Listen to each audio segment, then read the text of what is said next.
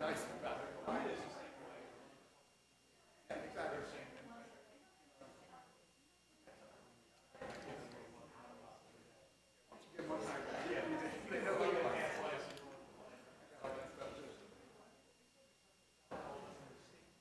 Right. Yes.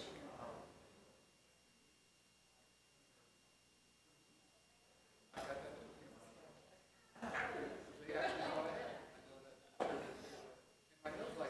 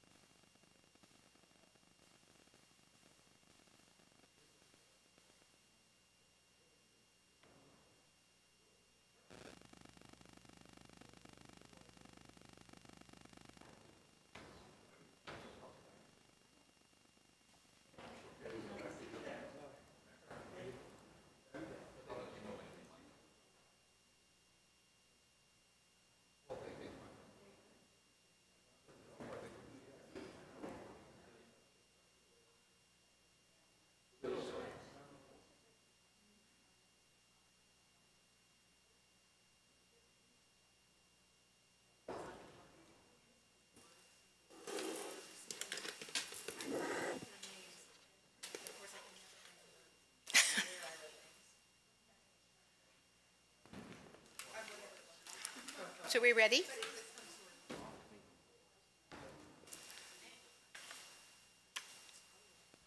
We ready? Okay, very good. Good evening, and welcome to the November 7th, 2018 carryover meeting of the Planning Commission. Tonight, we will be discussing the adoption of the 4-mile run area plan, very long in the making, and we're thrilled to be at this point. The area plan establishes the vision for the 4-mile run valley study area located along 4-mile run drive and between Shirlington Road, 24th Road South, and Interstate 395. If you'd like to speak on this item, please be sure to get your speaker slip into Ms. Johnson, our clerk, before the item is called by her. Your names will be called 2 by 2. When you hear your name called, please come to the podium and speak in the order your name has been called. All Planning Commission meetings are audio and videotaped, so be sure to speak clearly into the microphone. To remind you of what you may already know, Planning Commission was established in 1956. It is a citizen advisory board authorized by Virginia State Code and promotes the orderly development of Arlington County and its environs by advising the county board on development, use of land, facilities, and zoning. Please also remember to turn your cell phones off and keep them away from microphones, as there can be feedback. I also just want to note that at our last meeting, commissioners raised some points regarding the revised standard use permit conditions for APS projects. Some commissioners would like to be sure that those comments, and perhaps some others tonight, are captured as a matter separate from our recommendations regarding the Reed School use permit. So after the 4-mile run valley plan, we will entertain a brief discussion of that revision. Please note that staff will be posting the revised conditions on the PFRC website, where the public will have the opportunity to read and consider them. The Planning Commission may possibly also revisit the revisions at a future date, all to be determined. So this conversation is not the end of our opining on those revised conditions. So with that, Madam Clerk, will you call the item? Item number 3, as we continue this evening, is the adoption of the 4-mile run valley area plan. We have Richard Tucker, our planning staff, to present and discuss this item this evening. Good evening. Good evening. In the interest of time, and since we did have a discussion of the draft plan at the last meeting, I will briefly review some of the items related to changes and so forth, and certainly entertain your comments.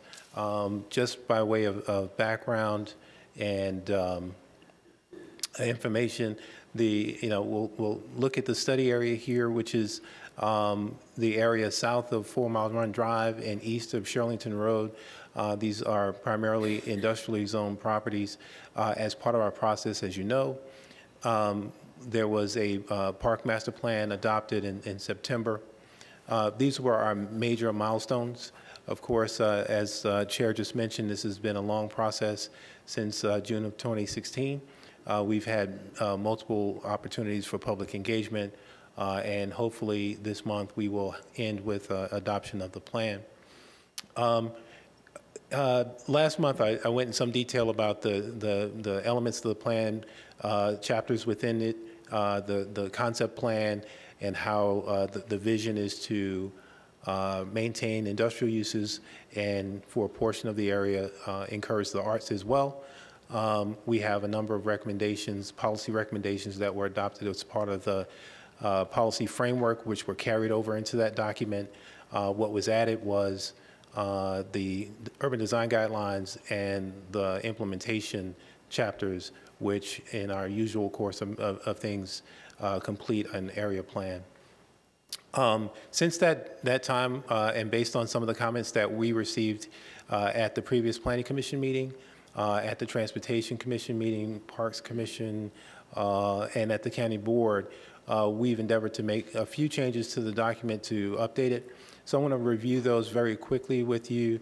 For the most part, they are captured in the document, in the draft that you received. A couple of just editorial changes in terms of the concept plan. On the left, you see the area, sub-area C, where the county had purchased parcels for bus operations. Previously, we had noted just the one parcel where the county was leasing the space, but since that purchase has been consummated, we're showing the two parcels that were involved in that acquisition. And on the right, we are showing an additional property, 2700 South Nelson Street, which the county has entered into a 3-year option agreement and may, at the end of that period, acquire that site. And based on the subsequent conversation as part of the Arts District planning process, some determination can be made about how this site could be used. On page 3.12, there's a graphic which shows Alias Freed Park, which is on the left of the graphic. And as part of that, we also show this pathway from Walter Reed Drive to the western end of the dog park, which is partially on public land and partially on private land. And we express the intent to provide public access across this area. There's a pathway there, but there's not a public access easement. So we want to work through that with that property owner over some course of time to achieve that goal. So that language is somewhat updated, and we want to be clear that we want to work through that to get public access. At the county board meeting, one of the county board members had a question or a comment related to this graphic, which appears on page 4.8, and a different version of this appears on page 4.9. In this, we're talking about the streetscape, and so you see the interim improvement, which includes narrowing the street cross section to 3 lanes, one in each direction in the center turn lane, and achieving new parking areas and new sidewalk space with the application of paint. Also shown in this graphic is potential change over time of the types of businesses that would be in this area. And the board member expressed concern that we not overstate the level of change that may occur and reinforce the idea that perhaps businesses will stay in this area. And so what we've just done to simplify the issue is to keep the building as is. So the graphic on the lower right is the building and the use that's there today. So we just made that one small revision to the graphic. We did, based on input from the Knock neighborhood, questioning language in the urban design guide, in the design guidelines on page 4.7, there's a bullet which says support urban design, community planning, and open space goals for 4 Mile Run Valley, Knock, and Shirlington. And the concern was that the valley or the study area is part of Knock and the sentence should reflect that. And so it was suggested that these 3 words be added, and we've certainly done that.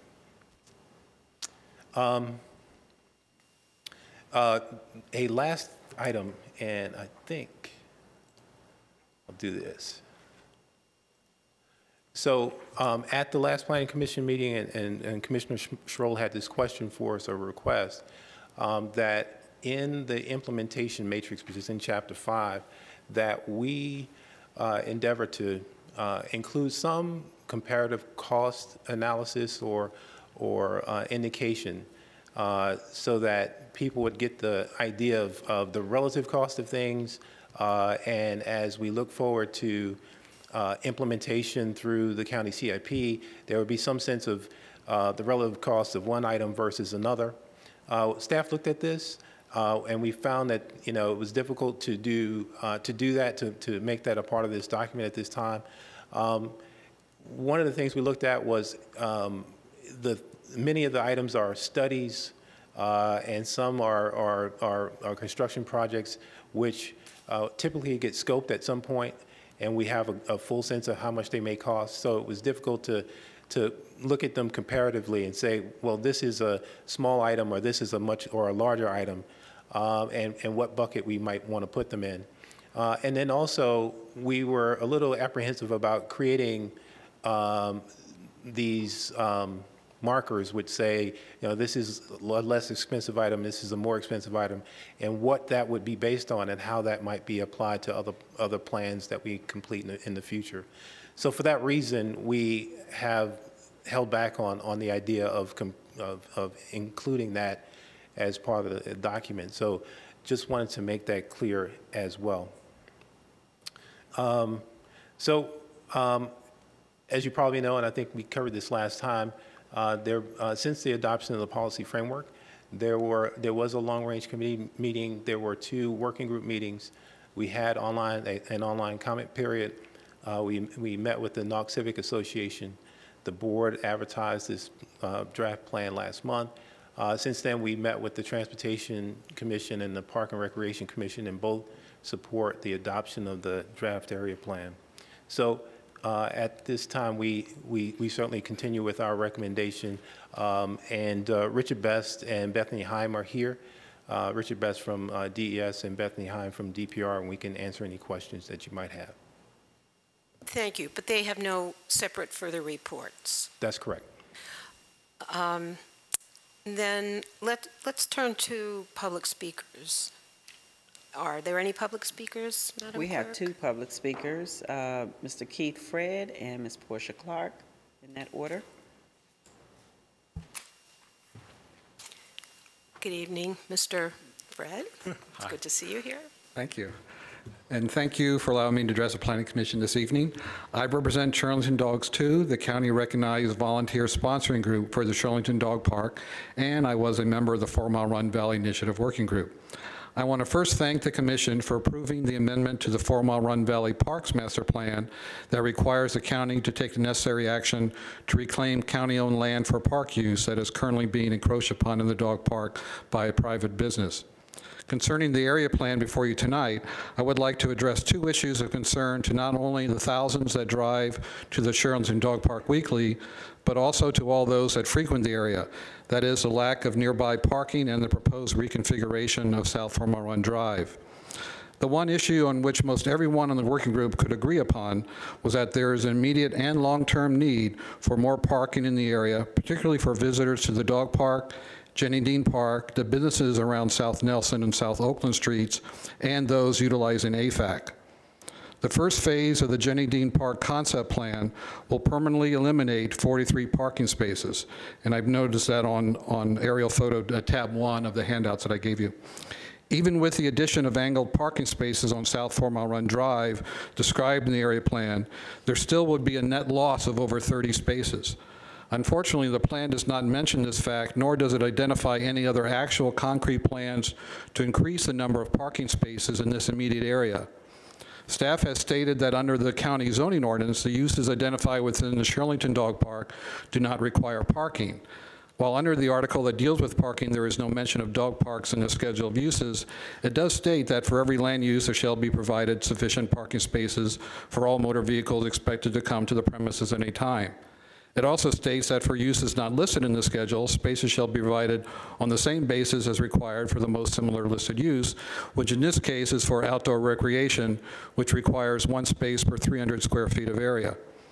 It should also be noted that the county standards for dog parks when the Shirlington Dog Park was established states that there must be parking identified close by or dedicated to the dog park. While the county has much needed plans to improve parking enforcement in the area, this will not be enough, I'm afraid, to meet the current and long-term needs of all those competing for the limited spaces available. We would like to have the area plan acknowledge the need for additional spaces for the visitors to the dog park, as well as all the other needs mentioned. In addition, the area plan should include plans to utilize existing and future county-owned lands in the area around South Nelson and South Oakland Streets for additional parking, public parking spaces, which you would see again on the tab 1 photo. The proposed reconfiguration of South Four Mile Run Drive from 2 travel lanes in each direction to only 1 travel lane each way with a center turn lane, as shown in the area plan, will create unsafe conditions and traffic backups during peak times. And again, if you please look at images on tab 2. While I agree that any new parking spaces, including the proposed angled parking along the western side of the street in front of Janine Park, would be welcome, it was brought up by Commissioner Hughes at the May 9th Planning Commission meeting that the South 4 Mile Run Drive is heavily used, particularly by a large number of trucks that have limited stopping area. Having only 1 lane of through traffic where angled parking is located will make it very difficult and dangerous to stop suddenly to park and have following traffic stop in time to allow backing up into the space. Staff had countered by saying that vehicles could use a center turn lane to pass those attempting to park. However, concerning center turn lanes as proposed in the area plan, the Code of Virginia states that drivers may use the lane for making left turn lanes provided they travel no further than 150 feet. This means it would be unlawful to use the center turn lane for passing, as staff has indicated it could be used. It should also be noted that forcing South 4 Mile Run Drive traffic, which has an average daily count of 15,000 vehicles, onto only 1 lane in each direction would make it very difficult to turn into South 4 Mile Run Drive from side streets, as there would be little, if no, breaks in traffic, particularly during peak times. A better plan for reconfiguration would to have 2 lanes of through traffic in the direction where the angled parking is utilized, have 1 lane in the opposite direction, and not have a center turn lane. This would still allow space for the angled parking and the other proposed streetscape improvements. As there are no streets to turn left off South 4 Mile Drive when heading northbound from Arlington Road, and to get to South Nelson, any turn lane would not be even needed. In addition, by making South Nelson Street one-way going east and making South Oakland Street one-way going west, no left turn area would be needed until South Oakland Street, where it can be drawn by shifting through traffic to the curb lane. This would also allow for more parking on those streets. I would appreciate the Commission's consideration of these recommendations to the area plan. Thank you very much. Thank you. Thank you very much. Ms. Clark?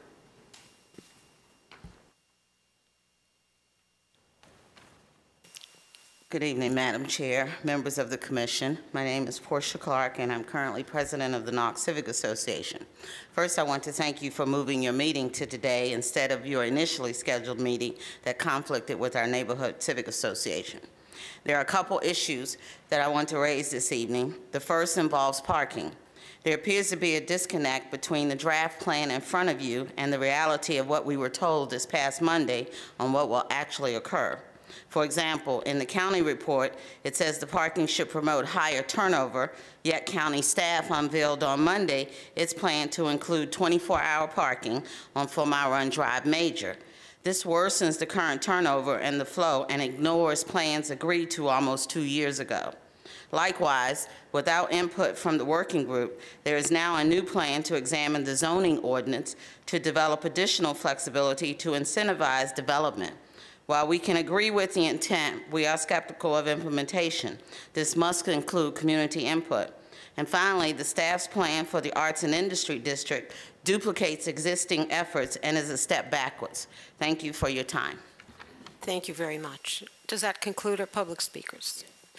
Now I would turn to the working group chair, Mr. Monfort, who has suggested that he would prefer to be available for questions, unless you No, that's correct. I don't see any need to duplicate staff report. comments. I would have nothing else to say. Great. I think we do have other commissioners, other commissions here from Parks and Rec. Carolyn Haynes, welcome. It's dodgy. Press hard. There we go. Okay, great.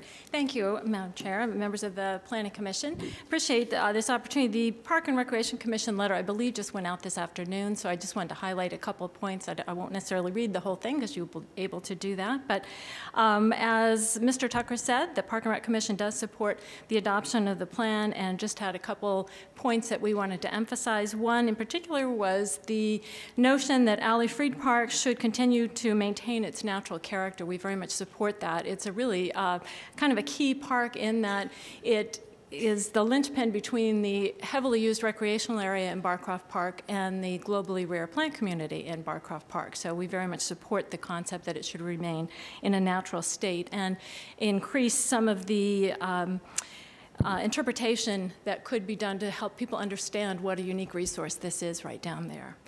We also support the improved pedestrian access and wayfinding. We're big believers that streets and sidewalks are a big part of our public space and that we need to maximize their usability, and so very much support the efforts to try to do that along the 4 Mile Run Drive, as well as opportunities for additional tree planting along there. And we continue to support the notion that some of the land in that, the county-owned land in the 2-area block west of Nelson be used for some casual use space. We continue to believe that that could provide some great connective space between the parks and the intended arts and industry area, and would also allow for some additional tree planting in that area, and address some of the issues that we know we have big need for our casual use space in general, and that could augment some of that. We also support the allowing the additional height above the bus parking facility and the opportunities that might present in the future for some possible multi-activity facility or area. So we're glad to see that in the final plan. And also support any of the efforts on the stream restoration and stabilization. As we've seen with the rains this past summer in particular, that's becoming just more and more of an issue for us, and the more we can do to do the tree planting, remove invasive species, and try to restore some of that area to really help with that sustainability and resiliency, especially in this area, which is going to be very important. So anyway, there's some additional points in our letter, but I just wanted to highlight a few of those. So thank you very much. Wonderful. Thank you very much. I don't see any other commissions, so that the matter is now with this commission. Do we have, Mr. Lantelmi, is there a Transportation Commission determination on this? There's nothing further on it. We discussed this when it was being advertised. Very good. So with that, I would open discussion. Oh, Kathleen, so sorry. I see your report right here. I've just reviewed it. Thank you, Madam Chair. Moving along at such a nice clip, but please. So now I'm going to bring us to a dead halt. All right, thank you. I'll try to just do highlights, but because I think most people have read it. But as you know, the 4 Mile Run plan is the result of over 2 years of monthly meetings to consider both the park and the area plans in the 4 Mile Run Valley. And we've seen this a couple of times. So the policy framework for both the Parks Plan and Area Plan was reviewed and discussed by the Planning Commission in May and adopted by the County Board also in May. The Parks Plan elements were finalized this summer and adopted by the County Board in September. But the plan did not come before us, obviously, because it's a Parks Plan and we don't generally hear those. The Planning Commission recommended a request to advertise the area plan at our October meeting, and we are now being asked to recommend adoption of this area plan at our Planning Commission meeting here tonight. There are, as you've heard, a few outstanding issues. And I'm just going to talk about, the differences between, October and today. So the Arts and Industries District is the first one. It was proposed by a subcommittee of the 4 Mile Run Working Group, and the larger group did endorse the idea. County staff is going to initiate a 2-phase process to further explore an Arts and Industries District following the adoption of the area plan. And they've responded to many comments about clarifying the process. And being deliberate about including nearby residents and the community at large in the second phase of the process. At the October meeting, the county board members did press staff on being clear that they are building on the work already done by the 4 Mile Run subcommittee in their snake report. And staff indicated that what was proposed by that report would be considered as one of the options that would be brought forward as a result of the first phase of the process. The road diet, parking, and co-location, I lump these together because they are sort of interrelated. As we've heard tonight by some of the testimony, adequate parking has been a topic of concern throughout the 2 years of the 4 Mile Run Working Group. The immediate neighbors would obviously like to see more parking. Many people do agree with that, but there are also others that believe any available space should contribute to parkland and open space. Recently, the county has required land in subarea C to address county needs, as was mentioned, and it's being currently used to park ART and APS buses. At the LRPC meeting in July, the group suggested that the county should make every effort to improve that property and to also consider co-location of uses on that site. Along the same lines, the Planning Commission received a letter last month from the Arlington Civic Association, and also heard some testimony tonight from Mr. Fred, where the county was encouraged to retain any surface parking that they might actually acquire as a result of acquiring another building, and to build and possibly build multi-use facilities on top of parking as is practical. Over the 2 years it met, the 4 Mile Run Working Group had discussed the need for an indoor multi-use facility somewhere in the area, and obviously discussed that anything built should house multiple uses, so co-location of uses. The proposed road diet on 4 Mile Run will add additional parking by adding angled spaces, and a variety of measures are to be employed to improve curb management to encourage more frequent turnover available street parking, but perhaps based on the testimony, we'll have more discussion on that tonight. During the October RTA, there was a discussion at both the Planning Commission meeting and the County Board meeting that the management of some parking spaces, parking garage spaces in Arlington was an issue and could be preventing the public from actually using those otherwise available spaces. There were numerous safety issues, which I think have been discussed quite a bit, especially pedestrian and bicycle safety in this area. It remains a concern, especially at the intersection of 4 Mile Run and Arlington Road. County staff has indicated that they're going to continue to study this and provide suggestions on potential improvements to the intersection and also the bicycle under or overpass that's also in that area to connect the trail. There are numerous sidewalk improvements and widening that are part of this plan. The images in the road diet and the report continue to show trees on the business side of the street. I would note that based on our conversation last month at the RTA, I did mention this and the suggestion that some of the recaptured area could be used for plantings that could collect stormwater runoff instead, and at least one board member thought it was a very good idea. I didn't mention in my letter or my note the encroachment of county property, but that does remain an issue. I understand, I did ask Mr. Tucker about this, and I do understand that they're working on it. So in terms of the proposed topics, I have several here: environmental considerations, open space or connections to the stream, land use and building form and height, design guidelines, transportation, the Arts and Industries District, and implementation. Wonderful. Thank you very much for that very succinct report, which I think does pick out all of some of the issues that are still of concern. So let's just work through your agenda. Under environmental considerations, you have trees and stormwater runoff. Is there any discussion? Okay. I can do that at the end. We can always add a topic to any of the subtopics. I like to leave that. I like to have a discussion sort of evolve organically. But this is a great outline. So does anybody have any issues regarding trees, stormwater runoff? 4 Mile Run is challenged in that respect, as are the banks. Due to the rain. There's been issues with tree planting in the dog park because of the runoff from the flat roofs of the private properties nearby. You can actually see it when you walk through the park. You can see where that runoff does not exist. You get trees. Where it does exist, there aren't any trees. Seems to me, I don't want to push forward. There is a comment I have, but I'd rather yield the floor to my fellow commissioners on this subject if anybody has anything to say. Well, related to that, I think may be something that was mentioned tonight, and that's with the increased flexibility in zoning.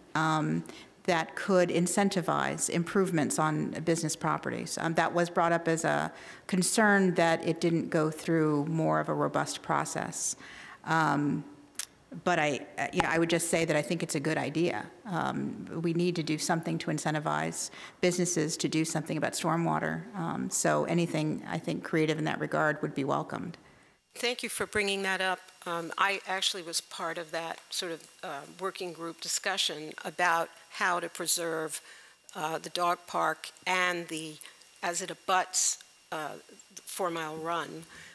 And perhaps we can ask staff whether there has been any thinking or progress on some incentive to the private businesses to create cisterns or stormwater catchment areas so that we can begin to rebuild and reforest or replant those areas. Sure. There's actually a policy statement in the document related to that. The DES staff regularly works with property owners to provide education along the lines of the things that they can do to reduce the impacts of stormwater runoff. And there is a small grant program that they operate with a nonprofit that is can be applicable to some of these small businesses. And so the policy framework and the area plan indicate that through their ongoing efforts to work with businesses, they'll do some outreach to the property owners. And I know that we can tie that into the business association that meets on some sort of scheduled basis to provide that information and come out and work with property owners one-on-one to try to address some of those issues. To sort of ignite some interest. Correct. Because we're not seeing any result yet. Right. On the part of the business owners. But I do think there is scope for stimulating some action along those lines. At least I would hope so. Now, I don't know if there's language in the plan, it's voluminous, to establish that sort of program or incentivize it or support it. Well, it's an existing grant program, and there are existing efforts through the environmental staff and DES to do that outreach. So they, on a normal basis, would do that. But the businesses have to they have to take the initiative to contact staff, right? Yeah, on the one hand, yes, but also the DES staff will do outreach themselves. And so what I suggested before is that through the business association, meet with folks, do introductions, and try to work with them on a one-on-one basis going forward. And is there any scope in zoning? Commissioner McSweeney mentioned actual changes in code. Has there been any thinking about that? That's certainly something that can be discussed. However, as we get to our implementation phase and we're talking about incentives for redevelopment, understanding that primarily we're talking about keeping existing buildings and incentivizing or encouraging reuse, there's going to be limited opportunity to do the wholesale redevelopment by which you can accomplish a lot of this. What I mean to say is that since we're not doing site plans in this area where there's wholesale redevelopment, there's less of an opportunity or less incentive for business owners to take on additional cost. So there likely will not be a lot of change to buildings. However, to the extent that we can, through zoning and making things easier, work with property owners to do things in using best practices, we will certainly look at that. But again, not doing site plan and not having a large carrot to offer, I'm not sure how far we can get with that. Okay. Anybody else on this topic? Then let's move on to open space and connections to the stream and access to the dog park from the west. Does anyone have comments? We know that's out there. I'm glad it's been featured and mentioned several times. Land use, building form and height, flexible zoning to incentivize development improvements. So we go back to the zoning question there. I would just, unless I would give the floor to Commissioner McSweeney, who may have thought a little more deeply about this. This was actually something that I think was raised during the LRPC meeting in July, and there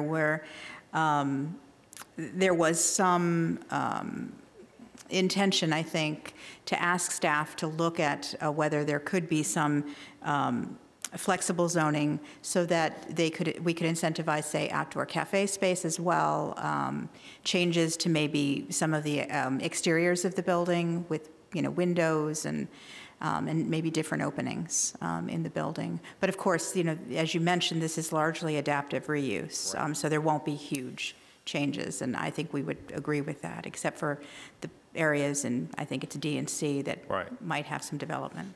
Yeah, there are,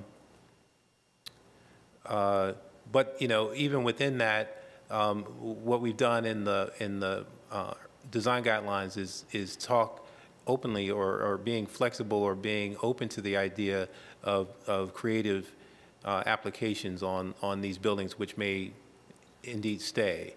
So not prescribing change, but allowing the change to occur.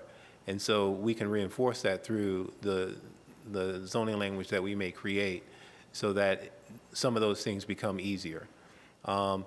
Again, the flexibility on parking would allow the reuse of the spaces out in the front of the buildings where a lot of the parking occurs currently. So to the extent that we can make that happen, to the extent that we can allow that, then there can be some flexibility to allow outdoor seating or what have you. So those are the things that we can discuss as we get to the implementation phase and try to see what's rational to apply to this area to move things along. That sounds to me very much in keeping with our practice of incentive zoning. With a site plan, that's exactly what it is, right. More density for community benefit. Right. This could happen on a, well, I would say smaller scale, but it really is the same practice, and I think I would look forward to how creative, aggressive we can be in the implementation phase. And I just want to point out, we're going to be discussing later in our business meeting work plan, a bit of, just briefly, CPHD work plan. And Commissioner Guerin, who could not be here tonight, suggested to me some deeper thinking in terms of zoning and tree preservation. This is a different topic, but well, no, it's really the same if we want to preserve some trees in the dog park for shade and other amenities the trees provide.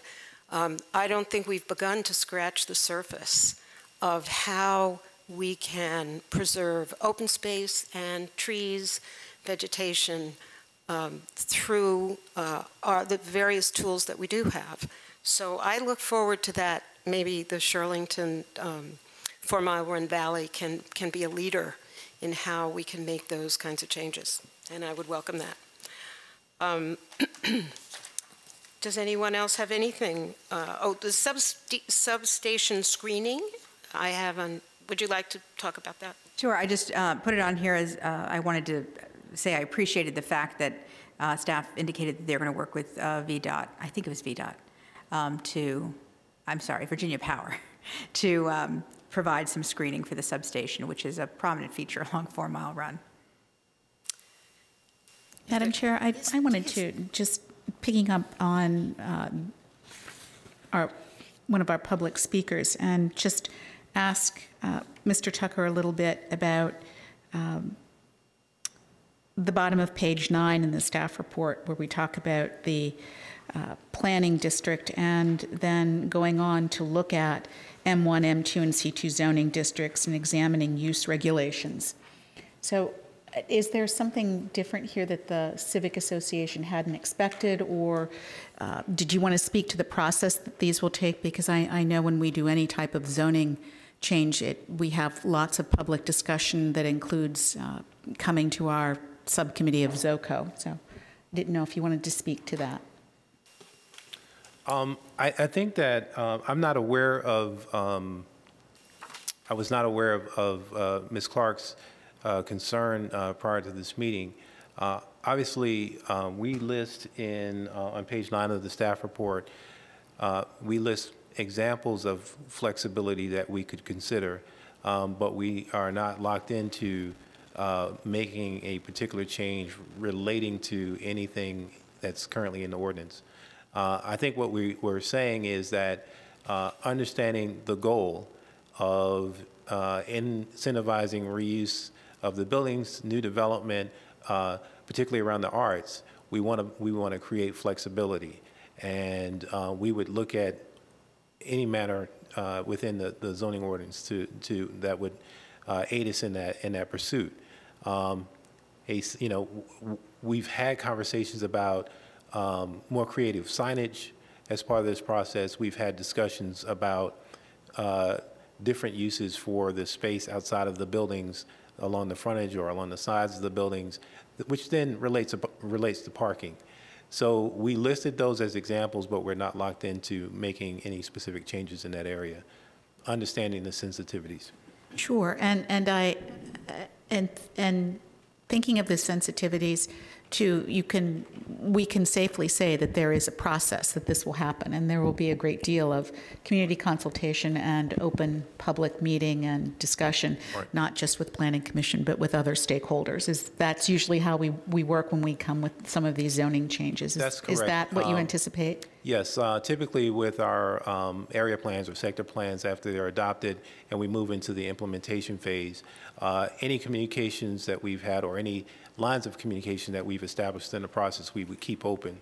And so as we schedule meetings with ZOCO or deal with initiate the discussion of the Arts and Industry District, we would contact all the relevant and interested parties to let them know that those meetings are happening and invite their participation in those meetings. Right, good, thank you. Just a very quick follow-up.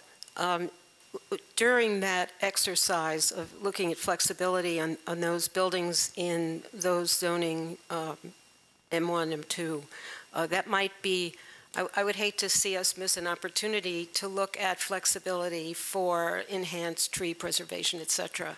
So I know the intent of that is to look at, can we invite new maker spaces, different higher tech kinds of activities there, but at the same time we could also talk about vegetation and integrate the various flexibilities for this very unique area. So I thank Commissioner Iacomini for pointing that out in staff report. So additional comments in this block of items?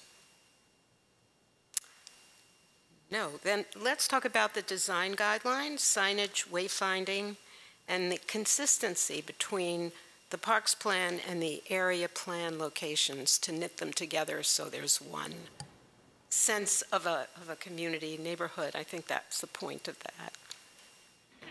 That's, I think, a great aspirational goal, and I hope to see it implemented. If anybody else has further conversation about it. I just put this on here because it's come up many times, and I'm sure that staff has not lost sight of this, but because the two plans have come forward at different times, and in fact, because there were different examples between the parks plan and the area plan in terms of, signage and furniture and that fencing and that sort of thing, there had been a concern raised a few times by members of the group that whatever comes forward is consistent so that the area plan area and the parks plan area look as if they were planned together, as they were.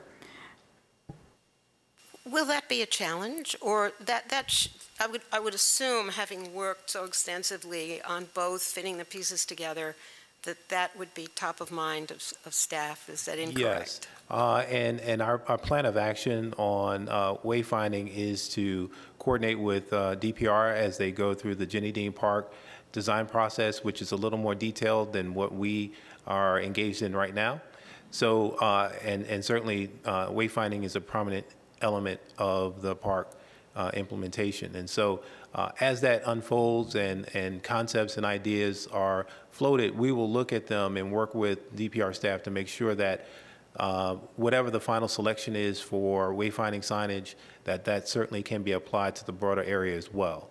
So once that sort of process is complete, we'll be at a point where we know that the signs that will be implemented as part of the Jenny Dean process will also be something that can be used more broadly. Super. Thank you very much for that. If there's nothing else on design, is there? Sorry, Commissioner Morton. I'm sitting right next to me. So thanks for the presentation. I've only recently had a chance to look at the design guidelines, and I just wanted to say I appreciated the attention to retaining the industrial character. It's a funny kind of vernacular that you're trying to preserve authenticity and create some sort of uniformity, and I think it's the right level of detail and really clear. So Great. Commend staff on that. I like the idea, I don't know who said it at the county board, but switching out the new and improved building for an existing building, I think sends an important signal that businesses can really remain and the authenticity of the use, is possible to stay there. So I'll reinforce that point. Thank you very much for those comments. If there's nothing else, let's move on to transportation.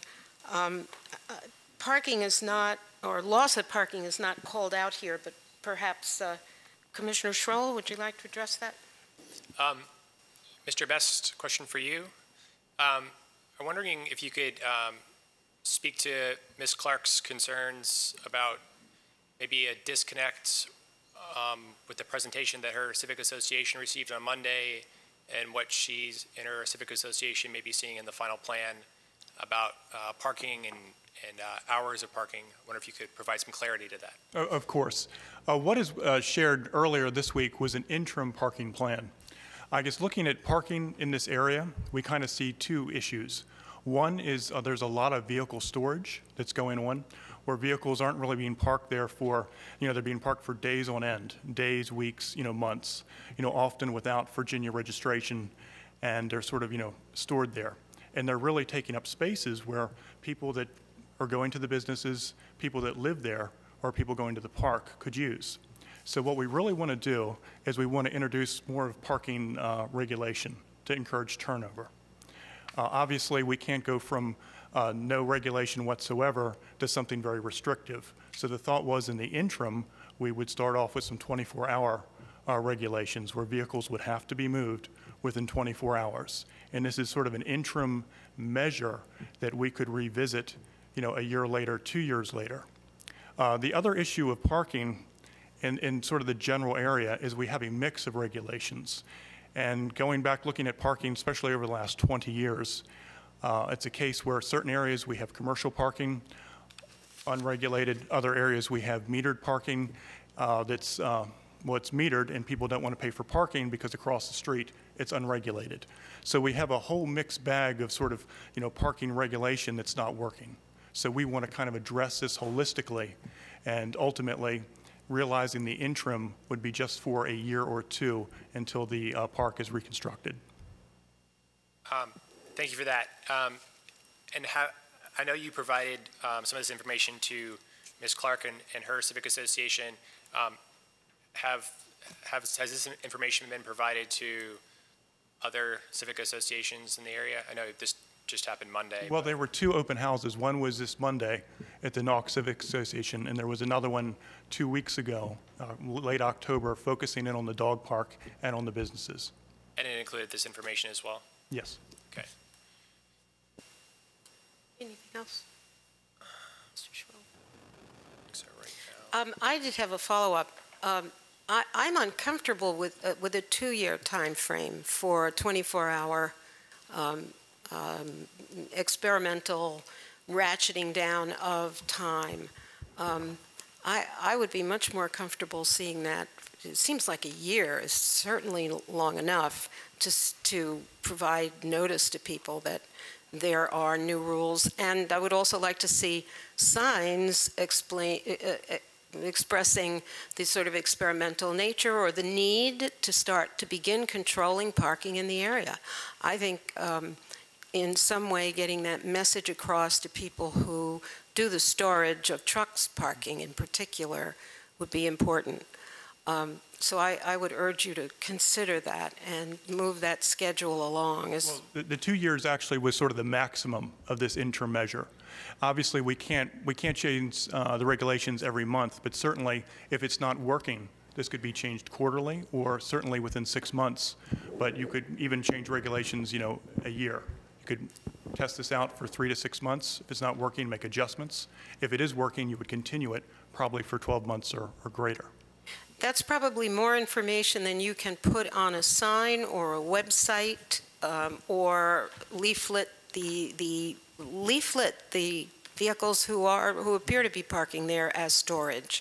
But I would really recommend getting together with, or either having the DES staff do it, or getting together with the communications folks to really blanket the area, put up signs explaining that the area is under a redevelopment of a sort, and that we have to get parking under control. That puts people, I think, on notice, and I would urge that. Madam Chair, can I make a comment on the parking? Please. I think Mr. Best sort of understates the real regulatory chaos in parking that we found when we started looking at the 4 Mile Run Valley, because it's different almost on every block. And there are actually parking resources that are not being utilized. There's no parking on the north side of 4 Mile Run Drive after 8 o'clock. And if you want to go to a show at Theater on the Run, for example, that's exactly where you would want to park. So I think what we're trying to do with this interim parking is utilize the existing spaces as efficiently as possible, as soon as possible, until the work on Jenny Dean Park starts. And frankly, when that starts, then everything gets thrown up in the air again, because we're going to be, putting in diagonal parking, but there'll be construction going on for a year. So, I mean, it's going to be chaos, frankly, there for a while. It's unfortunate when you have a development of this size in Jenny Dean Park. Of course, we're redoing the entire park. That's just going to cause a lot of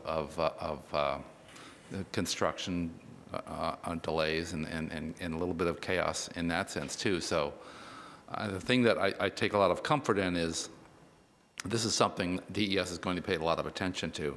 And even the final parking that they're envisioning and the final road diet they're envisioning is all going to be tested ahead of time. And there'll be lots of chances, the final configuration of 4 Mile Run Drive, with all the revised parking, the revised lanes, the shadow sidewalks that'll be there, it'll all be laid out and tested, and people will have ample opportunity to comment on that, and hopefully we'll find out things that don't work before we actually start laying concrete. That's very helpful. So, unfortunately, there is going to sort of be a continuation of some of this chaos, but we are trying to, and DS is trying to manage it as efficiently as possible for as long as they can. And I would just once more urge that be somehow communicated to the public through a website or signs that could be placed in businesses, the brewery, for example, just to put people on notice that this is all working its way toward a more rational, more efficient kind of parking. Commissioner Schroll. Thank you, Madam Chair. Yes, I share your concern about making sure that folks are noticed. Mr. Best, you mentioned there were 2 open houses on this issue or related to this. How many business owners were in attendance, if any, that you know of? Yeah, actually, I did not attend personally. Certainly, I can check with our parking manager. That's great. And get that information to the commission. Yeah, Mr. Krim could follow up. That'd be great. And the other one was, when you've done previous road diets, I know you did one on Wilson Boulevard, what's the kind of continued outreach plan? You've done some outreach to date, but if you make changes, what's DES's strategy for keeping neighbors, businesses sort of up to date about any modifications to hours and things like that? Well, certainly before we permanently install this, and Wilson Boulevard is a good example of something that's being tested. After 12 months, it was really determined that it was, successful, and we're actually testing a little bit further to the west. So before it terminated at Arlington Mill Drive, and now it terminates at Larrymore, keeping the civic associations engaged, also keeping the businesses that are on the frontage and the side streets, also informed is part of the strategy. But certainly we want to test things for at least 12 months. Sure. Yeah, I would encourage you and Mr. Krim and anybody else who's working on this to make sure that if things change, that Ms. Clark and others in the area are informed of any of those changes, and as well as the adjacent business owners, and that'd be great. Thank you, certainly. Mr. Best. Does anybody else want to? Commissioner Giacomini?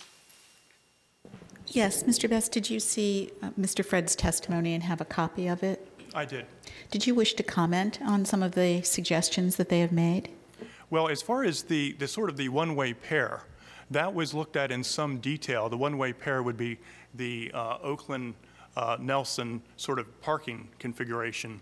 And it's a case where, in this effort, both the study team and the consultant group did look at that. I guess we did have some concerns operationally that what we've done about approximately 3 years ago, we maximized the parking in what I call sort of the dog park parking lot. It's not actually the dog park parking lot, but it's right there at the end of Oakland and Nelson. And with that, we've maximized that so much, we really don't want to encourage additional travel through there. Certainly, you can drive through there, but we feel it's really basically safer and operationally works a little bit easier, keeping these as two-way facilities. So it was studied in some detail, and initially, the idea has merit. Yet we think, as far as really to maximize parking in that parking lot, we really can't be encouraging every vehicle to drive sort of around through that. Additional questions? I actually had one. I counted on the exhibit that Mr. Fred provided. I counted about 32 cars in that the area of parking near the dog park. I think of it as the dog park. Parking because I am a dog owner and I park there. One thing, I appreciate the reconfiguration and the tarring of the road. That was really very, very helpful. There's no charge. It's free. What I find is that the visit to the dog park is time limited. You go to the park to exercise the dog. I mean, obviously some people take longer than others, but it's working right now as far as I'm a user, as far as I can tell. So I just wanted to make that comment. Mr. Fred mentioned the elimination of 43 spaces temporarily in order to reconfigure the road. Would you like to comment on that? Well, as far as the parking lot, there are 30-some spaces currently. 30, yeah. And right now, it's not regulated, and we're also seeing vehicle storage there. You are. It's a case of people that work in the area. We'll see often the vehicles there for, 8, 10, 12 hours. Sometimes it's longer. And with that, I mean, as far as the dog park, I'd have to defer to Mr. Fred, but I would think that 2 to 4 hours is probably the maximum with that. Yet I'm not a dog owner, but I don't really think you're going to be there for 12 hours. No, no.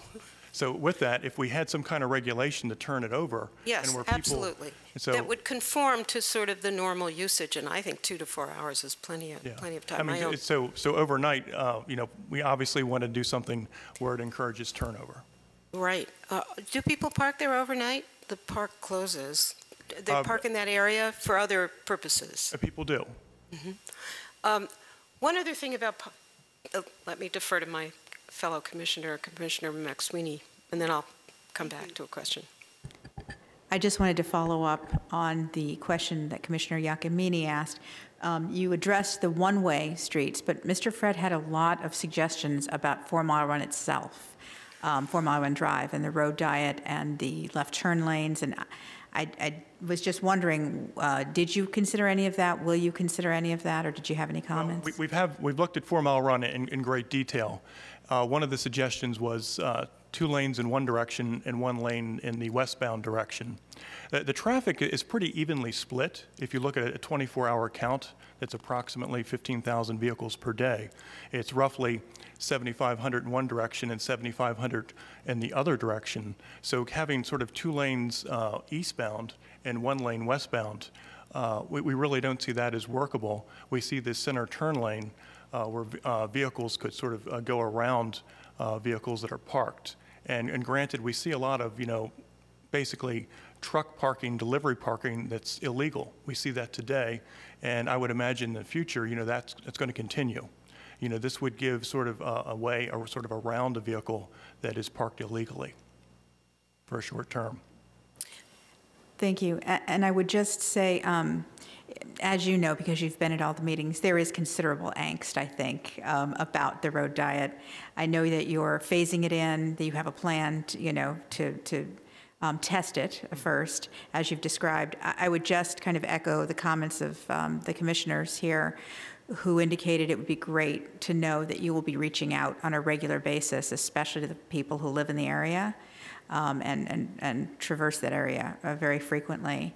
And I'm sure everybody has your number, so if anybody sees anything that isn't working, I would think that they could reach out to you as well, proactively. Of course. And really, our plan is to go in and test this for 12 months. And if there's some kind of safety thing we did not anticipate, this could be removed rather rapidly. However, road diets are really not new to Arlington.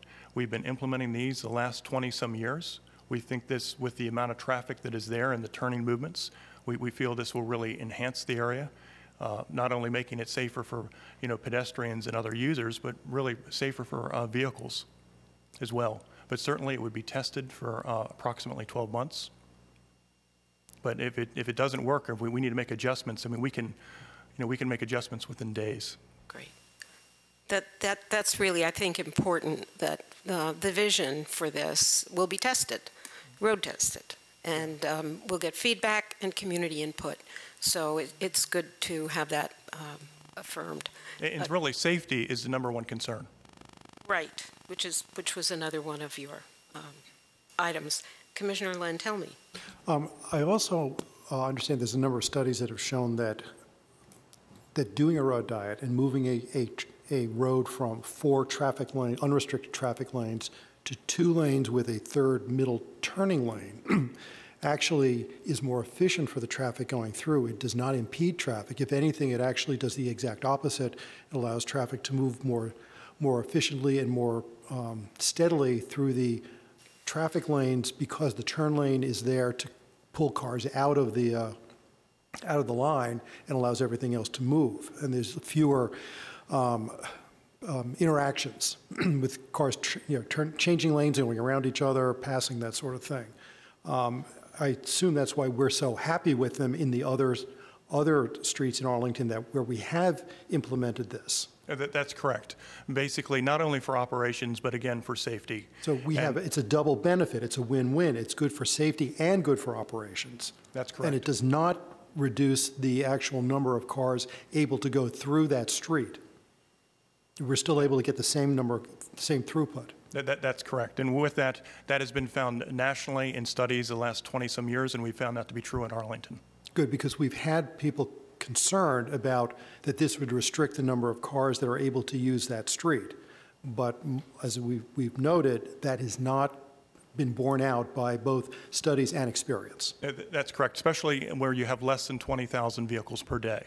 If the volume here was 23,000 or greater, 25,000, we would be concerned. This is roughly 15,000, and we see this as completely workable. So we're well within those limits. That's correct. Thank you. Thank you for the question and comment. Anyone else? There is another tick here on bicycle overpass and underpass. I know there's a focus here on bicycle, but there's and pedestrian, and the safety of it's a bridge, I think, that goes over, I guess it goes over 4 Mile Run, and it is a bridge, and there's some concern about pedestrian auto safety.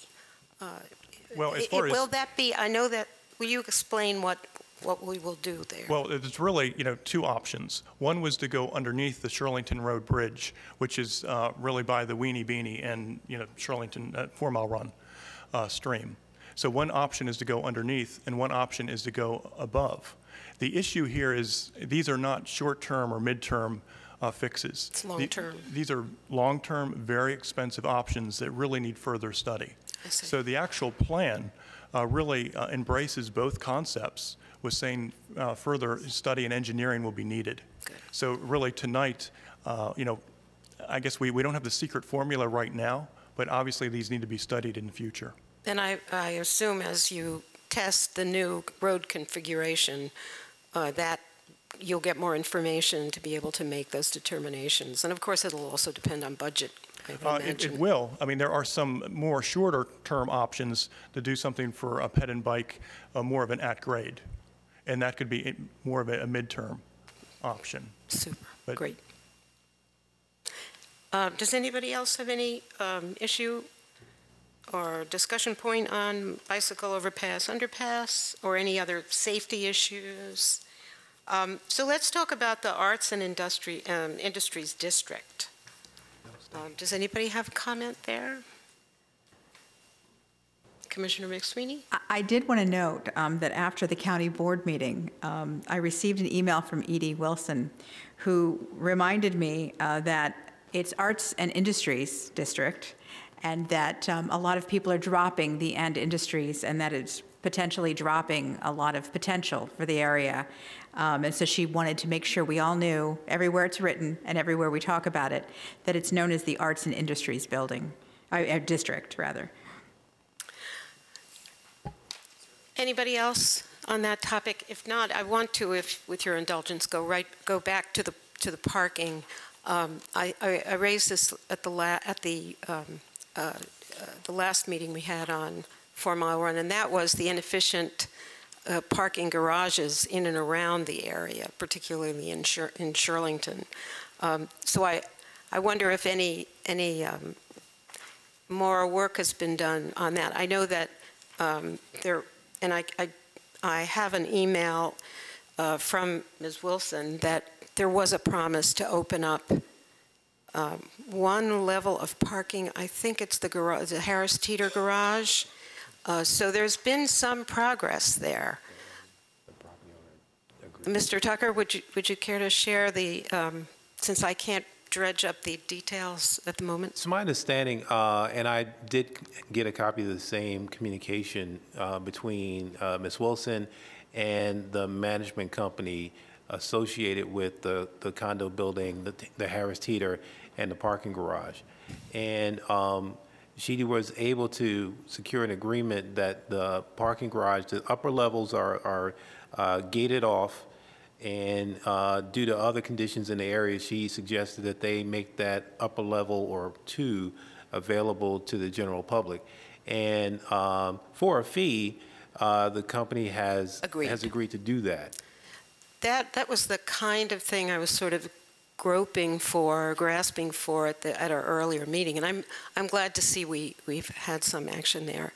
There are other garages in the area that may be more encumbered in a more difficult way through conditions and site plans, but I do hope we'll keep that in mind as we test the area and see whether we can make that parking more efficient. I think it's really critical to use the resources that we have as efficiently as possible, since we know we're going to have challenges with construction, that sort of thing. Okay. The last item I have, although we can have other comments if anybody cares to make them, is on the implementation strategy, the length, the terms. Does anybody have? Commissioner Schroll. Thank you, Madam Chair. Mr. Tucker, I appreciate your explanation this evening, and also you reaching out earlier in the week to kind of explain where staff was on my recommendation. I can appreciate the difficulty in trying to achieve what I suggested, and I appreciate your taking the time to look at it and give it some thought. So I won't press more on that. I think one of the things that I still struggle with is, I'm on page 5.3 of the report. It does acknowledge that the likely funding sources will mostly be public sources, CIP and others. But and we discussed this the other day, Mr. Tucker, but I struggle with sort of, we're not conveying the length of this plan. So maybe first I want to kind of maybe ask you, how long is this envisioned to be a useful plan? We sometimes think of these as 25, 30-year plans. I'm wondering if you have a sense, and then I have a couple other questions. I would say the minimum of any plan would be 20 years, and certainly we've done visioning that is 30 to 40 years as well. And we will vision as long as we need to accomplish the goals. Obviously, with some of the higher cost items, such as either an underpass or overpass over Shirlington Road, those take, might well take a long time to get to and cobble together the funding to do. Many things can be incorporated in the CIP or are part of our transportation budget and come up on a cyclical basis and get done in some number of years.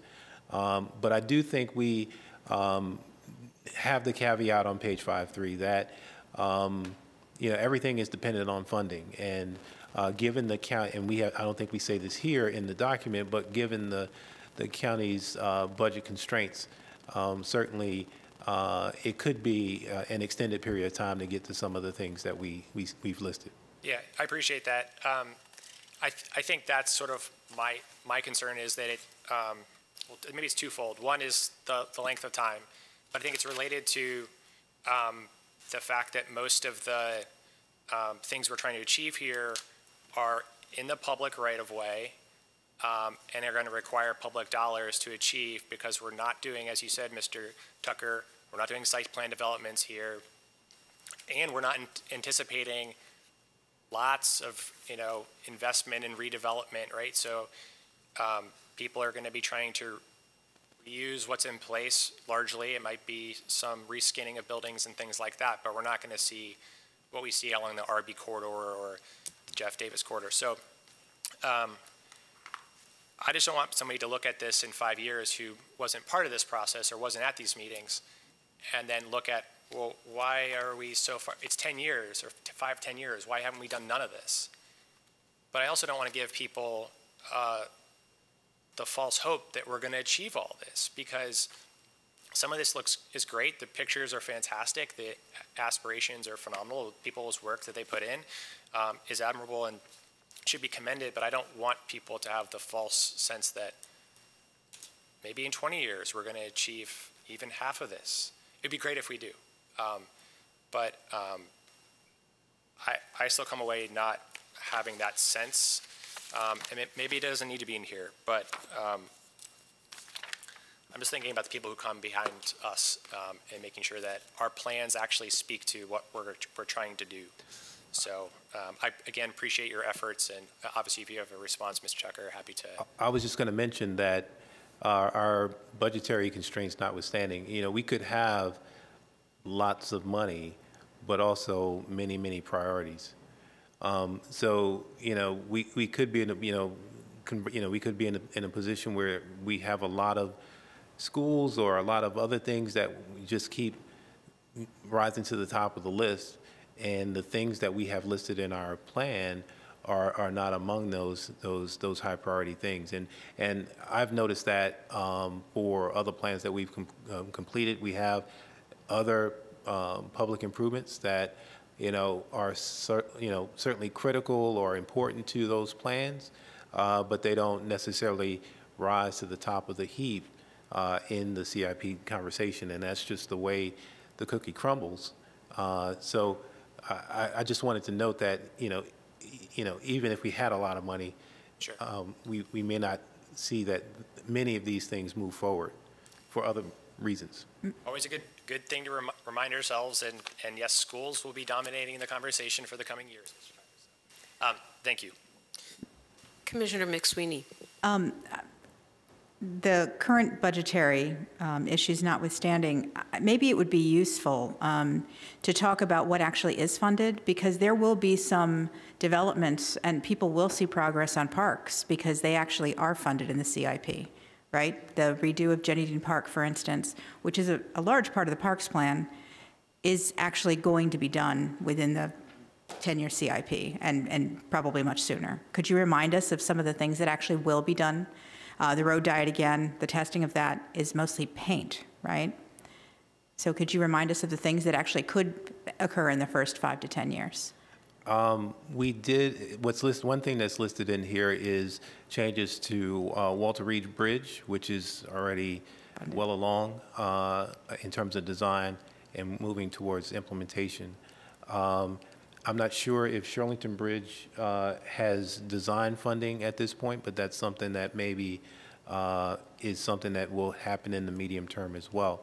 Top of mind, I'm not sure.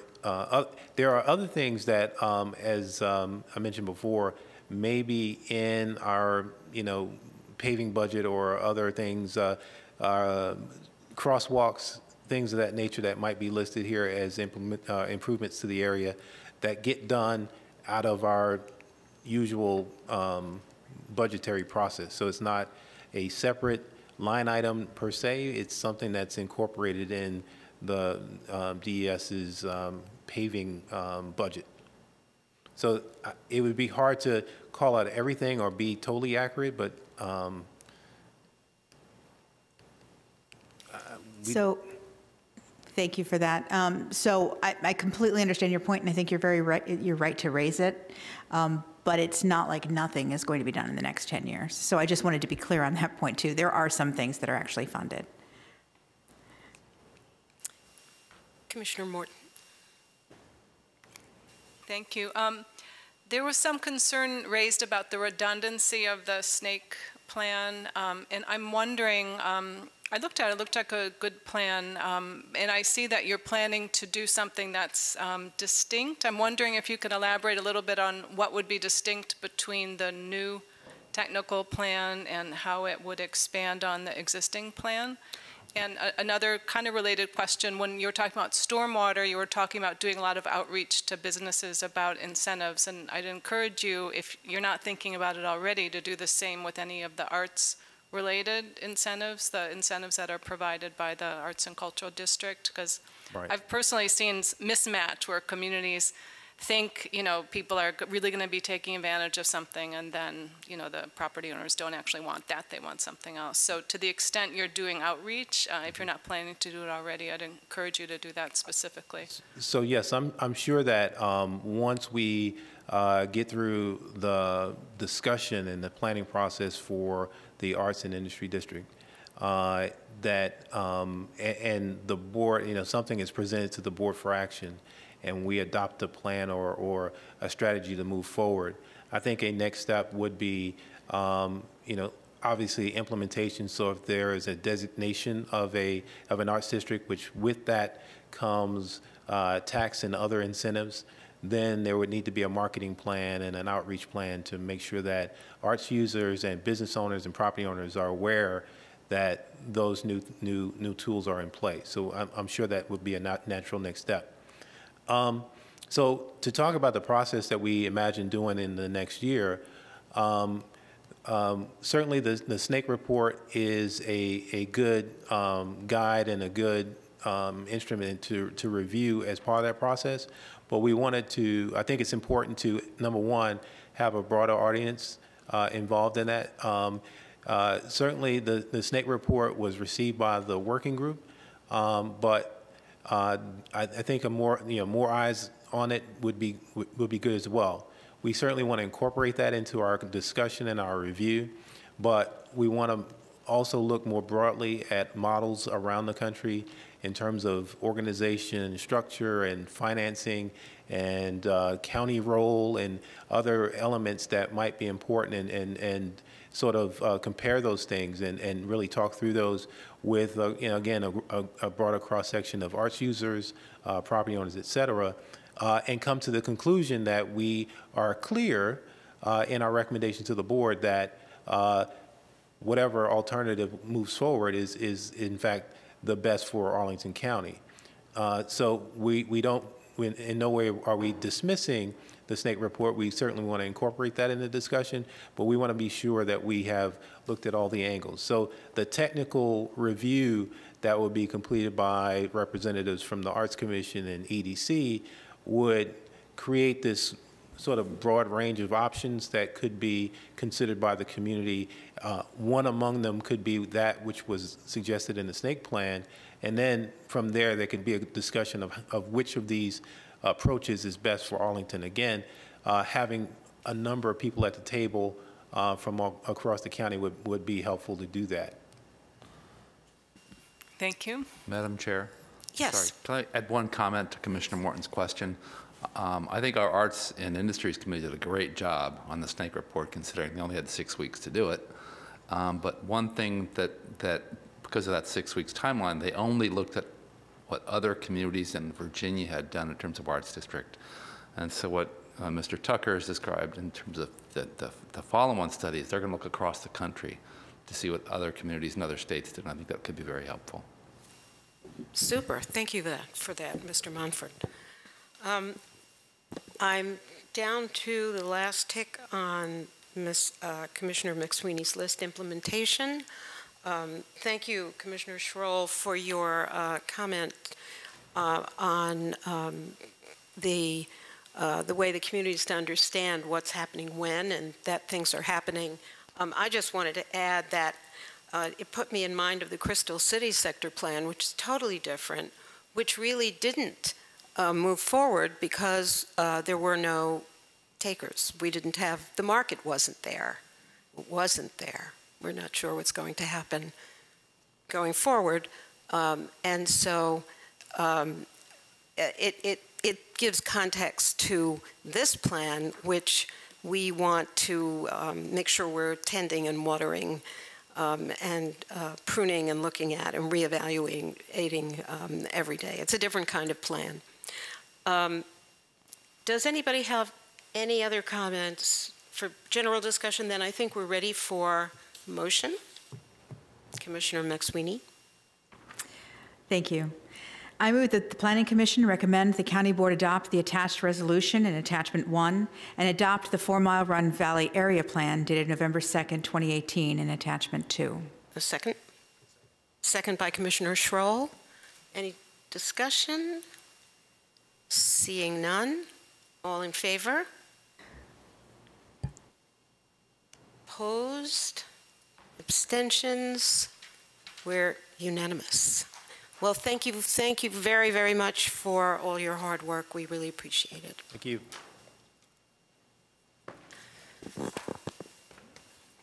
Okay. As I mentioned in my remarks, my opening remarks, commissioners wanted to discuss just a bit more the revised conditions for APS, which we were given a memo from Mr. Duffy, standard use permit conditions for APS projects. There were some comments made at the time in connection. I think they were really meant to be general comments.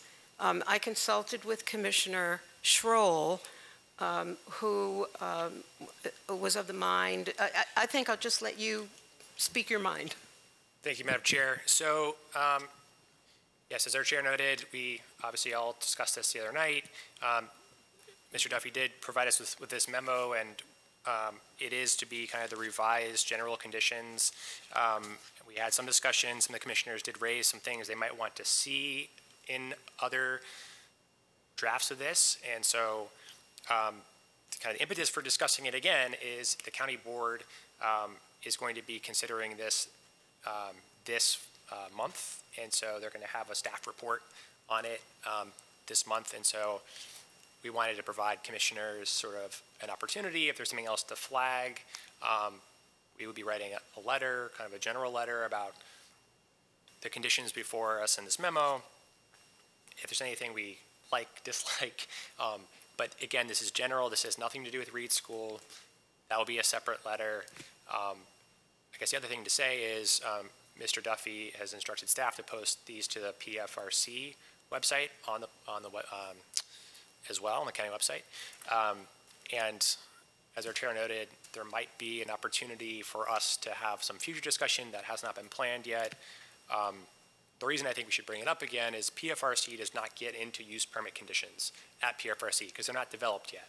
And so they're still being discussed. And so we are the ones who get to talk about it. So does Transportation Commission. But I think this is sort of why we're bringing it up again. It need not be a long conversation if people are kind of okay with where we are, but that's sort of the why. Wonderful. Thank you for that. I'll turn to Commissioner McSweeney, who I think did have a concern about lights. I think let's reiterate what we heard in this general context. Yeah, I wanted to go on the record then, if we're going to write a letter. I do think in the interest of transparency and so that we don't run into the same issues we had with the Williamsburg lighting, that we do have a section, a placeholder language is what I asked for the other night, placeholder language for whether or not any fields will be lighted. In addition, if there's going to be turf or natural grass on the field, I think is also something that the community might want to know. I know that in the past those things have been linked, lights and turf, but I know that there are conversations about that right now under the Public Spaces Master Plan. So, but those are the two items that I was concerned about. Does anybody else, Commissioner Giacomini? If I may suggest, Commissioner Schroll,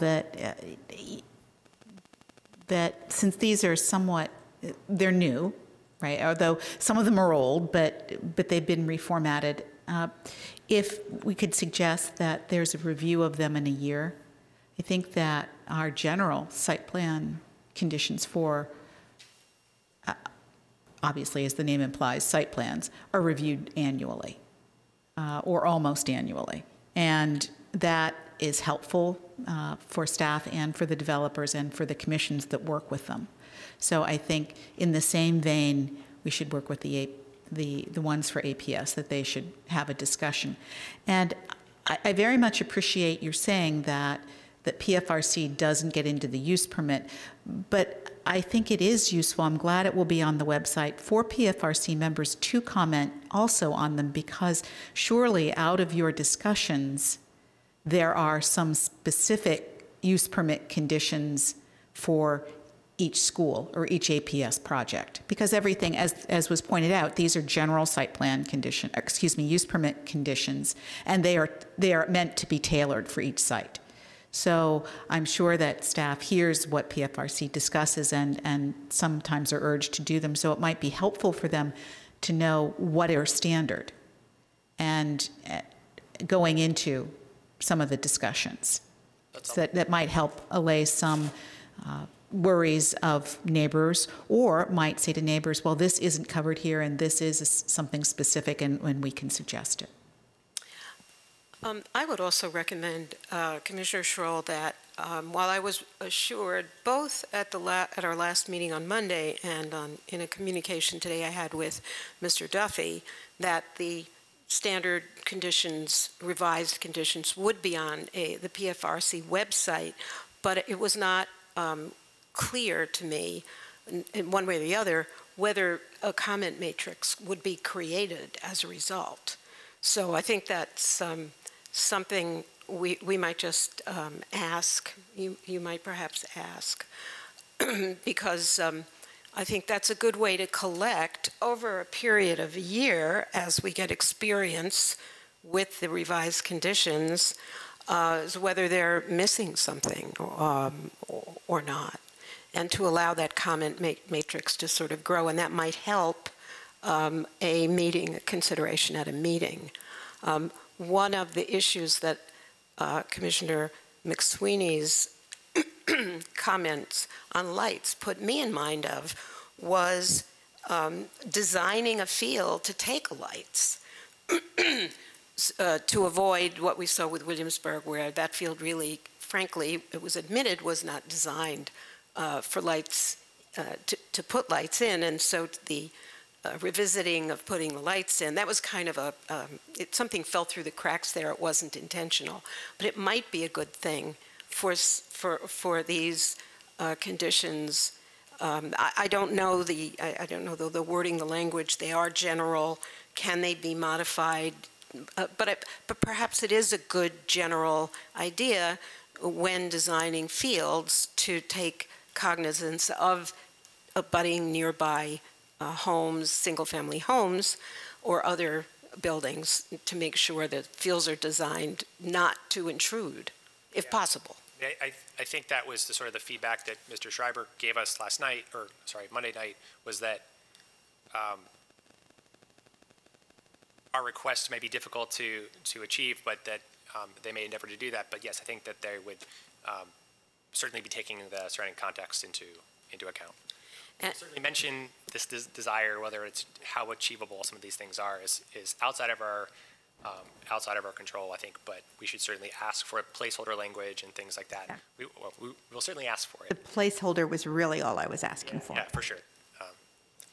And just since we've sort of opened the discussion, I know that POPS is going to come forward. And there's some consideration in there about shared use, public, private. And I wonder whether that might be something to consider for the conditions. I don't know. Is there already language in there? If you have your hymnals, I do. What page? Open to page 21. There's some discussion of MOUs and shared use of some of the facilities. So it's condition 20, A, B, C, D. Okay. Very good. That may cover it, but we shall see. Is there anything else, Commissioner Morton?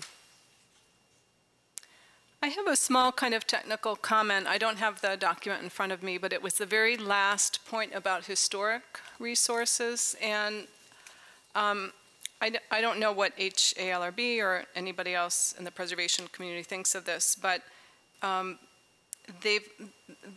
there's sort of a mirroring of the typical mitigation techniques, which is doing archaeology, doing HABs buildings, these really detailed measured buildings, or salvaging material if you're dealing with a historic building. There's really been a trend for, I don't know, 10, 20 years to try to incorporate things like interpretation and education programs that have a larger community benefit, because these kinds of, documentation sits in some library somewhere and people don't really benefit from it. So I would encourage inclusion of some sort of specific language to at least incorporate the possibility of interpretation or community education as an alternative if you're dealing with some sort of impact on a historic building. I know in places like Stratford they do it for specific reasons, but I think just including it explicitly, in my view, could be a good idea. Commissioner McSweeney. I love that comment, because that actually has come out of the last few recommendations from school working groups. So you mentioned Stratford. It also is something the Career Center Working Group had suggested as well. Super. Anyone else? Commissioner Ricks. On that same subject, I don't believe it has to be triggered just by a historic structure. If there's excavation and they happen to find something that's totally unrelated to the project, there could be a trigger where there has to be some sort of period where those things are reviewed to confirm that they don't have historic value, those subterranean things, whatever they might be. Okay. Anyone else on this topic? Good enough? Yeah, so my plan is to draft something up over the next few days, circulate that to you all for comment, just like we would any other letter, provide feedback. The county board meeting's next week, so a week from Saturday, so probably have a turnaround time of some time. I'll consult Ms. Bowling when we have to get things to the board, but that's kind of the timeline. Commissioner McSweeney. You know, there was something that Commissioner Hughes mentioned on Monday night, and I don't remember what it was, so hopefully it's in the notes, but it was another item for consideration. Anything else? If not, this portion of the meeting is closed. I think I'd like to launch right into our business meeting, if that's okay with anybody. Anybody wants to take a little break, or shall we just launch? Let's launch. Let me just get my, okay. Are you missing something? You want to share this with me? Oh, the minutes. Yes. Do we have a motion for approval of the minutes of October 10th? Sure. I move that we approve the minutes from the Wednesday, October 10th, Arlington County Planning Commission meeting.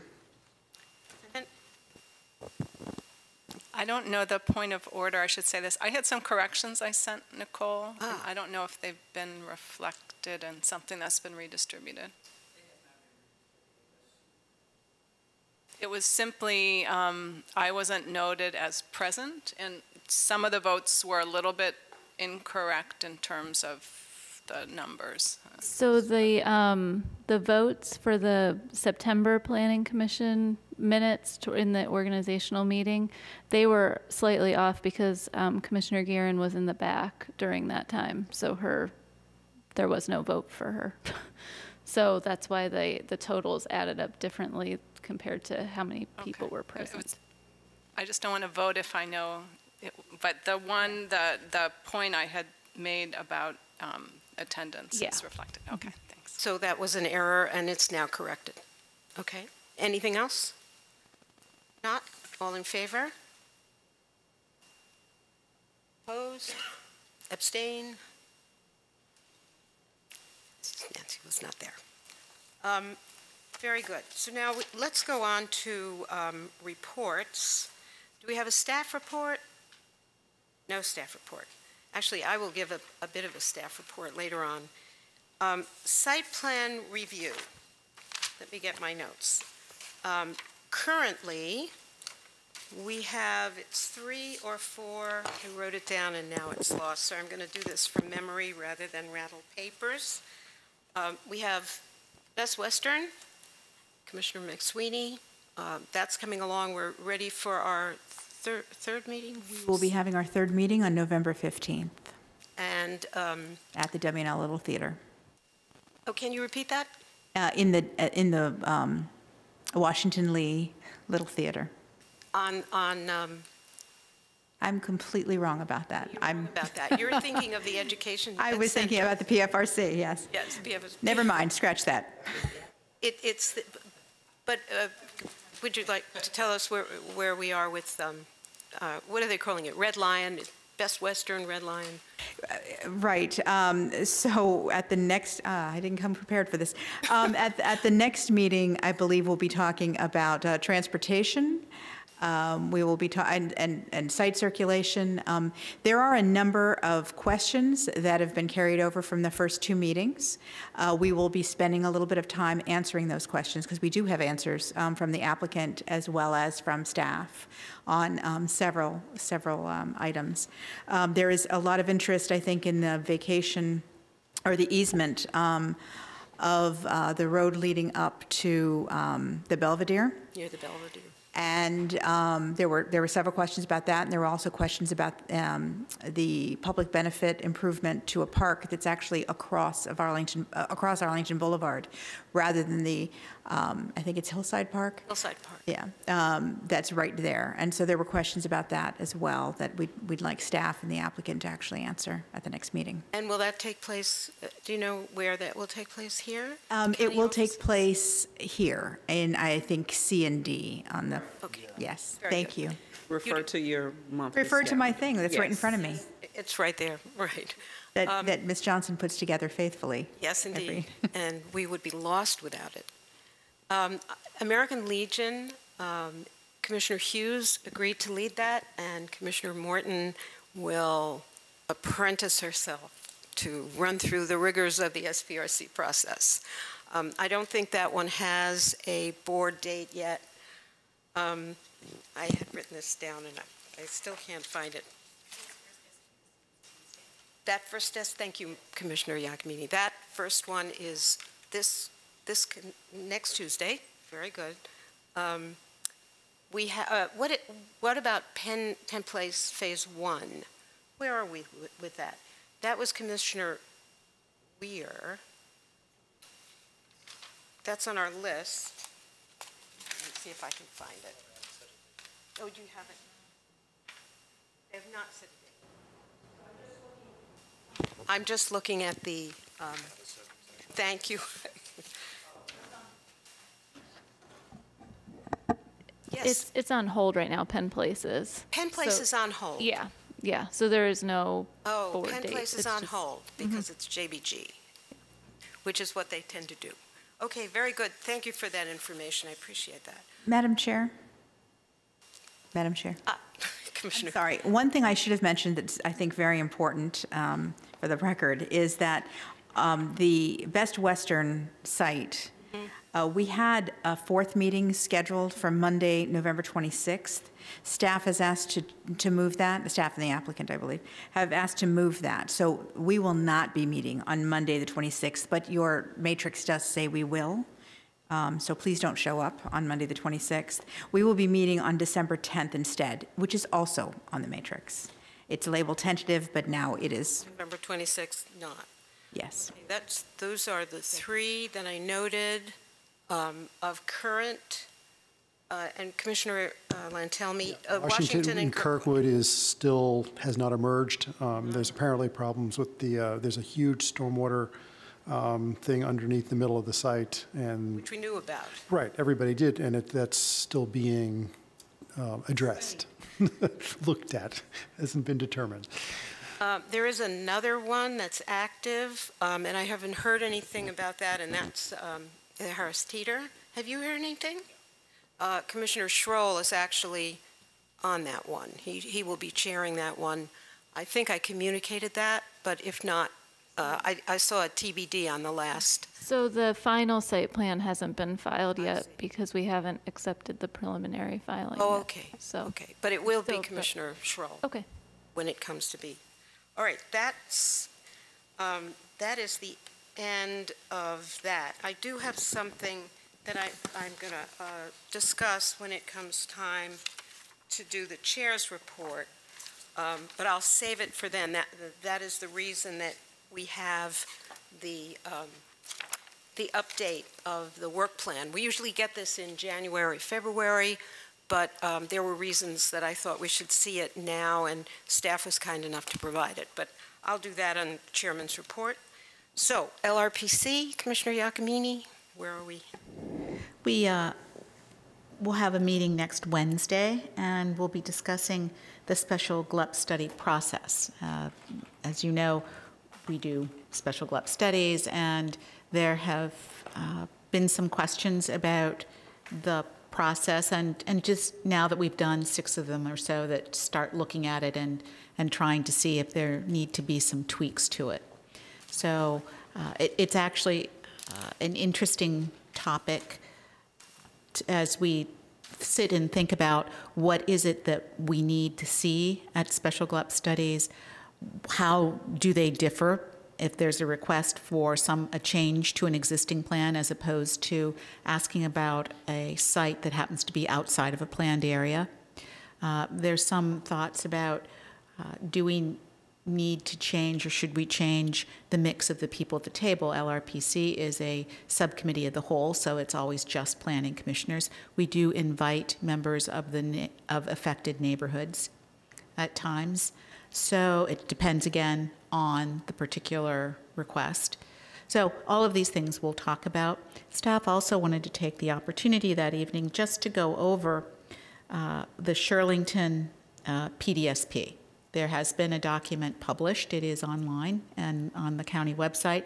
And this is because there has been a request that had been filed about some changes to Shirlington, which may need a special GLUP study process. It will need some process, whether it's a special GLUP study or something else, sort of remains to be seen. But I think we all need to become a little more familiar with the PDSP that governs the development in Shirlington, because we haven't seen it for a long time. There haven't been any requests about it. So we're much more comfortable, I think, with Pentagon City and the PDSP that's there, and even the one in Roslyn, but we haven't seen Shirlington for a while. So this is not going to be about a study. It's simply about what is already there. So if there will be questions that evening, it's not about the future, it's about what it is now and any of the history. Is that the 20th? Do I see that down as November 20th? No, I think you see it as the second half of the 14th. There it is. Thank you. We're not going to have a meeting on the 20th. On the 12th, we will do the public arts, the Arts Master Plan and POPs, and Commissioner... The 12th of December. Commissioner Siegel will be coordinating the POPs portion, and I've asked Commissioner Morton to sit with me for the Public Arts Master Plan portion. And then we're not quite sure what we might do on December 18th. We do need to have an update from the Housing Conservation District Working Group, although we have not met as a working group. Actually, we're not a working group. I forget what we're called. We're advisory to staff. We haven't had a meeting for a while, but I know that staff is busily working on some scenarios and suggestions. So we'll be seeing those soon. There will be a GLUP reprint. We'll have to see. 2232 process review. We have been routinely doing them now, but I think staff is refining what goes into the reports that we get for it, and I think would want some feedback about how successful and what types of information. Do we think we need more? Do we need less? The GLUP reprint, as I had also mentioned, park GLUP and rezonings for Jenny Dean, 20th Street South, and Shortbridge Parks.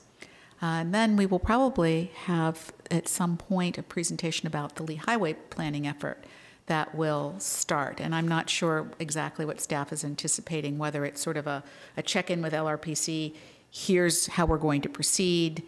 I think that might be it, because it's just way too early to even have anything to report on about that specifically. Sorry, just clarification. You mentioned December 18th. That appears to be a county board recess. Did I mishear you? It is something I think that we had, but it may I see. fall aside. Oh, okay. Okay, I see it. Very good. Thank you. Thank you very much. I guess we're up to zoning, and Commissioner Guerin is not here. She did, and I raised this earlier, called me and expressed concern and interest about using zoning for tree preservation. She has, I think, some ideas about that. Last year, we talked at the end of the year, we developed a parking lot of issues, zoning issues that were raised by the community, not through the staff process. And I think we should probably revise that, maybe revisit last year's parking lot of issues and take a look at zoning, what we can do with the zoning code to support tree preservation. As we know, trees on county land are not being diminished. I think they're being preserved and even expanded. But trees on private land are less, I don't have the numbers, than they have been. They're declining. And there's documentation that I think we've seen about that. Is there something we can do about that?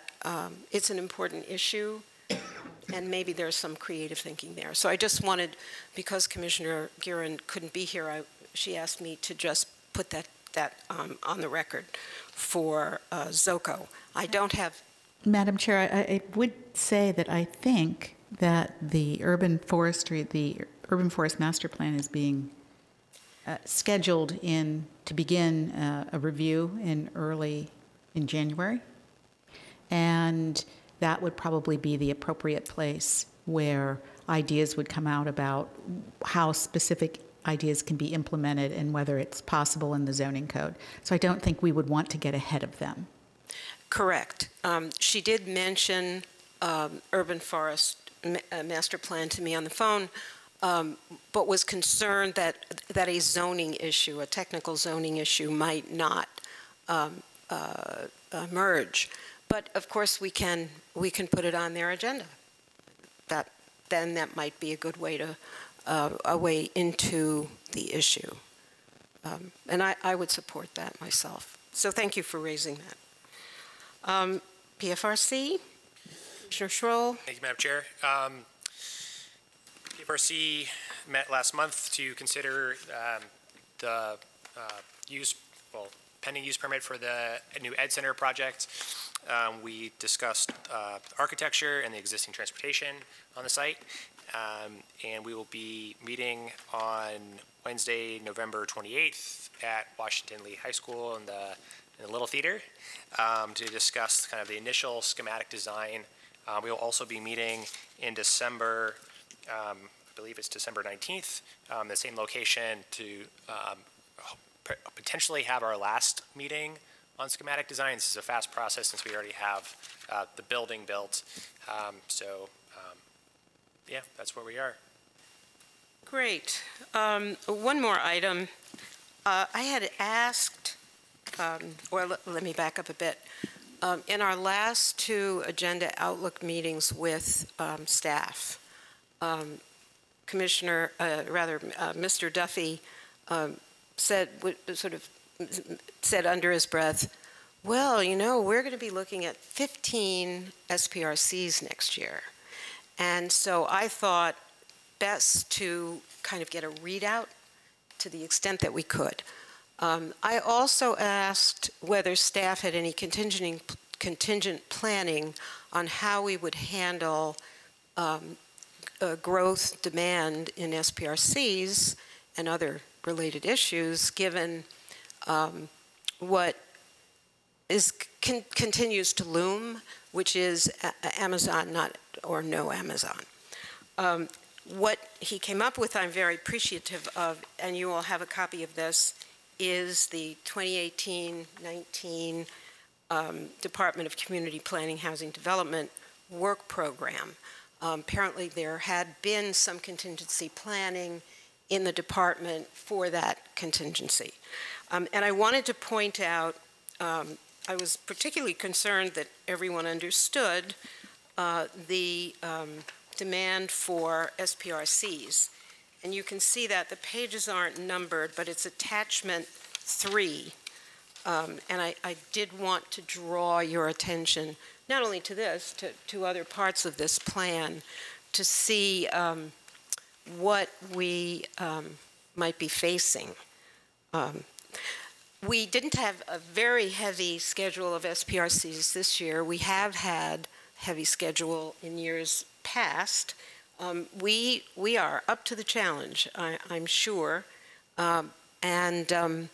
We also, I feel, met the challenge of involving the newer commissioners in the process through pairing and partnering. We did that with LRPC, and I thank Commissioner Giacomini for that too, because I think we really need to collaborate, coordinate, work together when the workload gets this heavy. So I hope this is useful to you. We can take a look at it. I know that Nicole, Ms. Bowling, you can remind me if I'm incorrect, but usually we see this in January, February of each year. I'm not actually sure about that, but yes. Yes. Okay. We have a definitive answer. So we'll see it again. It will be revised. You'll notice there's lots of JBG Smith request. Wonder why that is, but I will not opine. So, very good. Thank you very much. Our meetings for November are adjourned. Okay, I don't want to take your